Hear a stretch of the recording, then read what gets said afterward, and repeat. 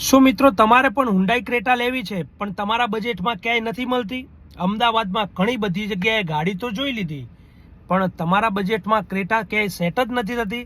તો મિત્રો આજે જ આવો રામેશ્વર ઓટો કન્સલ્ટ વસ્ત્રાલમાં અને લઈ જાઓ તમારા બજેટમાં હુન્ડાઈ ક્રેટા, એ પણ ફર્સ્ટ ઓનરમાં ટોપ મોડલ ડીઝલ વેરિયન્ટમાં.